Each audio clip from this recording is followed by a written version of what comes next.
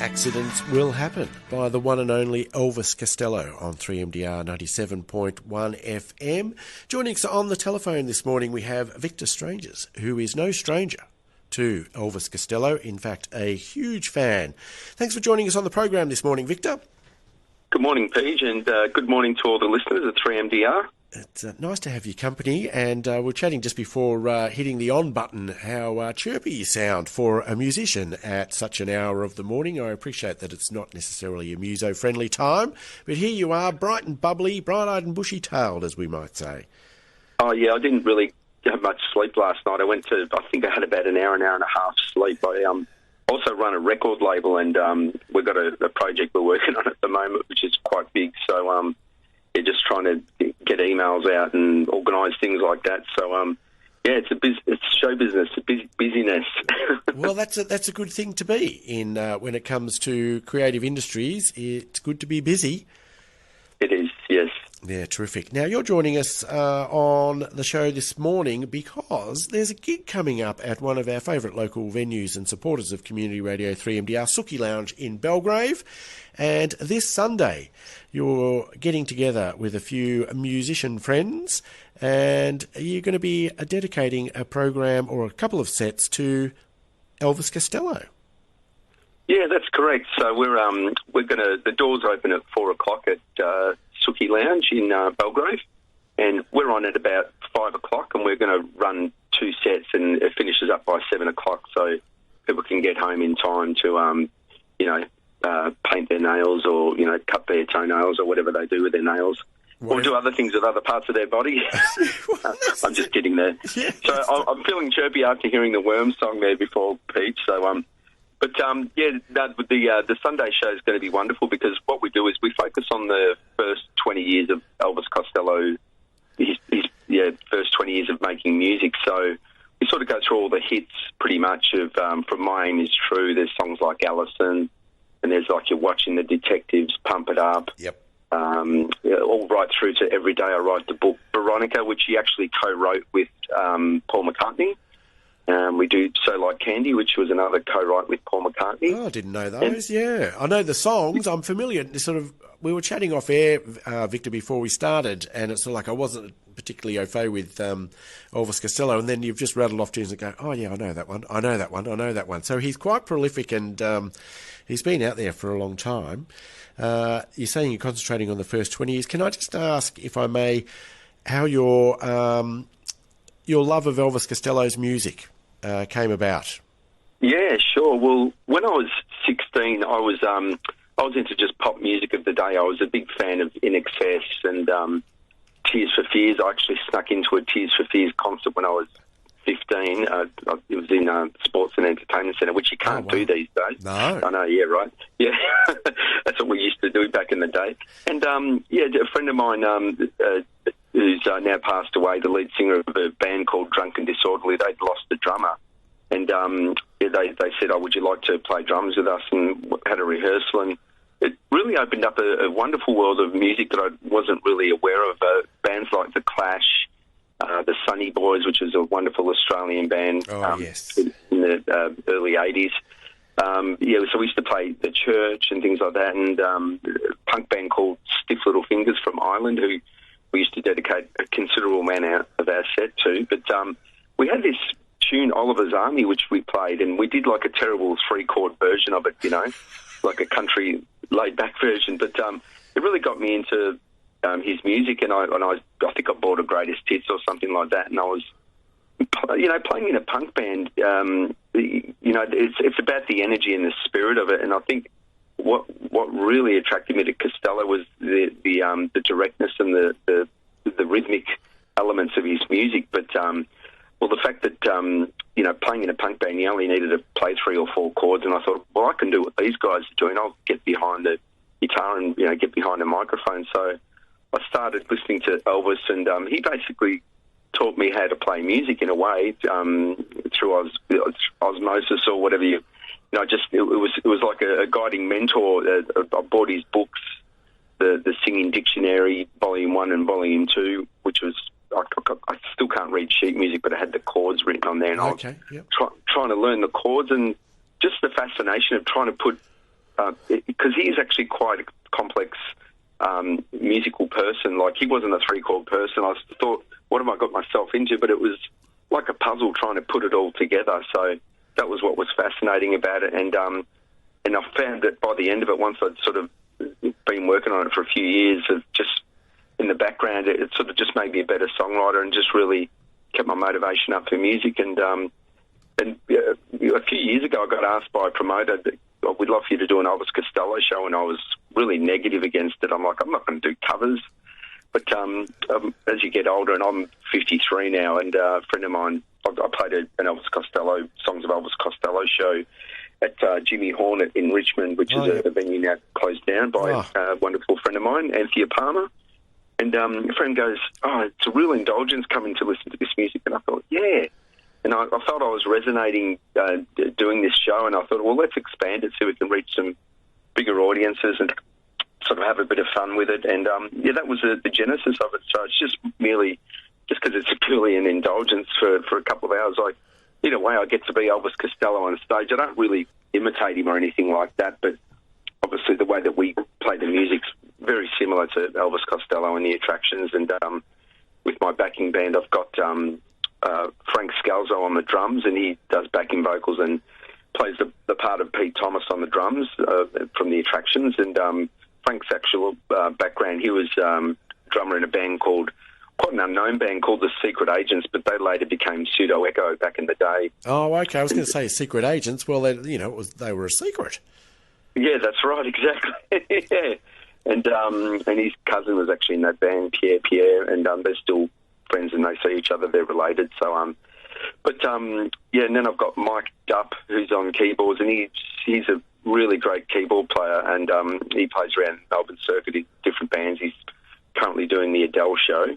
And I've also got Dave Leslie, who's probably quite well known to many of your listeners. He's the founding member and lead guitarist in the Baby Animals, with Susie DeMarchi and that band. So, Dave joined. He's a friend of mine, and he joined because I was looking for a bass player replacement, and we just over dinner one night, and I said, Dave, do you know anyone that can play bass for this band? And he sort of pauses for a few seconds. He goes, I'd love to do it. And I'm like, why you? But you're Dave Leslie, the Baby Animals guitarist. What are you going to do playing bass? He goes, I've always wanted to play bass. And he goes, if I had my dream, if I had my time over again, I'd just play bass and do backing vocals. It's a lot of fun for him. So and Bruce Thomas, who's actually the bass player of the Attractions, his skill on that bass guitar is just incredible. If there's any bass players out there, it's worth checking his output, particularly in the early years of Costello's work. And so that's sort of the long and short of it. We get up there, we just have a great time. It's audience participation as much as you want, or you can just sit back and chill out and just listen to the music as if you're hearing Costello. And we try and be faithful to the recordings. We don't deviate too much from what he does because we just love the way he produced it in the studio. So yeah, that's sort of the long and short of it. Keep it true to form. So, so this is Victor Strangers. We're chatting to folks, just in case you've just tuned in here on 3MDR 97.1 FM. And Victor Strangers and the Futurists will be performing Elvis Costello, the Songs Of, live at Sooki Lounge this coming Sunday. It is like, it's one of my favourite times, sort of like the afternoon show, Victor, I have to say. 4 o'clock is... yes. Is beautiful, just in the afternoon. It's not going to be too late, and you're getting home for your Sunday evening because it's a school night, of course.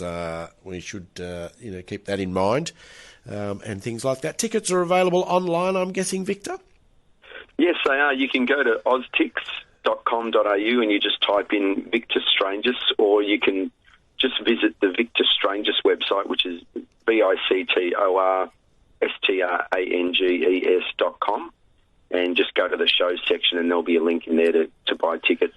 You'll probably be able to get tickets at the door. It's quite a large venue, and I'm not sure whether we're going to sell out, but I think you should be right on the night getting there. But it's always recommended that you buy tickets beforehand just to ensure you actually get a place there. Yeah, well, this is it, especially when it's the weather's starting to cool down a bit, Victor. You don't want to be left out in the cold, so you can snaffle up your tickets online. And Sooki Lounge, you can visit Sooki Lounge's website as well, and they'll have links to the tickets. Oh, of course.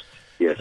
Straight there on the... I'm just getting it up. I'm multitasking here, Victor, which rarely goes well. But, SookiLounge.com.au/gigs, and you'll find all the gigs in there. And there it is, the Songs of Elvis Costello show live. 1977 to 1996, Victor. Yes. So that's, covering a good 20 years. And, of course, he's still going.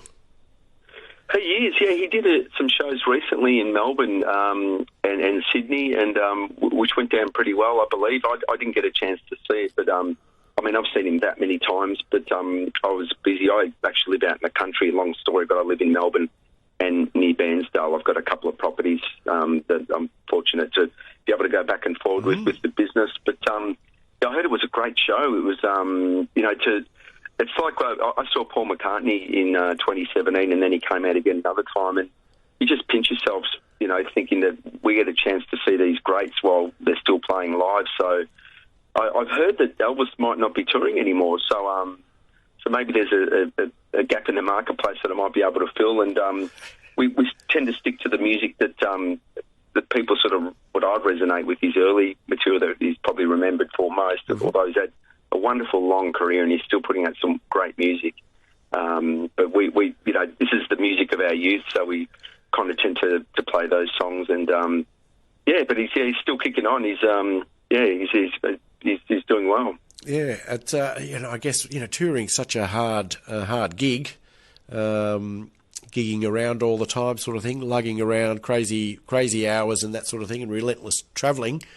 It's time away from family and friends and things, and I can guess, as you're getting on, you sort of run out a little bit of energy, I suppose, or it's hard to replenish the energy, but recording and writing new material and things is always a goer. So, hopefully Elvis Costello continues in that fashion to release music. And, people like yourself, Victor Strangers and the Futurists, bringing it live to local audiences.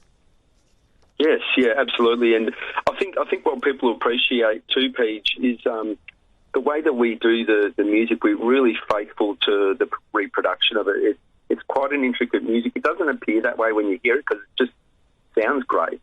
But there's, a ton of chords, and there's a certain way in which the band gels. The Attraction, because his backing band was called The Attractions, his most famous backing band, and they've got a certain way that they play, and we feel that we do them a real honour and doing our best to replicate, the great stuff that they produced throughout their career, whether it was live or in the studio. So it's a real treat, and especially because we're playing a local show to people around your area, up in the Belgrave in the hills there.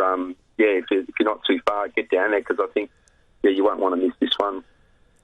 That's it, folks. Sunday, the 26th of May. That'll be this coming Sunday, and it is a friendly time of 4 o'clock that Victor Strangers and the Futurists will be on stage at Sooki Lounge in Belgrave there. Now, we're fast running out of time. I'd like to thank you for joining us on the program this morning, Victor, and we'll let you get on with your day. We've got some more guests rolling into the studio at 8 o'clock. We're going to be having a chat about mental health coming up, right. So we're mixing it up here on the Imaginary Friend Show. Now, I've, as I mentioned, I don't have much Elvis Costello in my use your words, Peej, in my collection. Secret, Profane and Sugarcane is the name of an album, and I'm not actually sure when it was released. I was a bit lazy when I imported it into my machine. I think it wasn't that long ago. It was only a few years ago, that one. I think it might be this century. Yes, I think you'd be fairly safe to say it was this century. Yeah, pretty sure. We're going to play a track called Complicated Shadows, and you did mention that I've selected a pretty good one there, which I'm rather pleased about. I haven't listened to it for quite some time, actually. It's been quite a while since it's been on the play. Do you know, can you tell us a little bit just about this track to go out with? Well, it's funny because I've got that record that you mentioned, but I know the version of Complicated Shadows because there was an earlier version done which is a pretty good one too. So when you say, what do I know about it? I know the earlier version, which was done on one of his albums called All This Useless Beauty from 1996. So I believe the track's quite old. Oh. And interestingly, that version, the older version of the track, appeared on The Sopranos, on one of the episodes at the end. Complicated Shadows. So there's a little bit of trivia for you with Tony Soprano and Elvis Costello smoking a cigar and having a wine there, and maybe doing a few crazy things out there in New Jersey. Oh, yeah. Well, I do know that was a very popular TV series and things, so quite a few people will be familiar with this tune.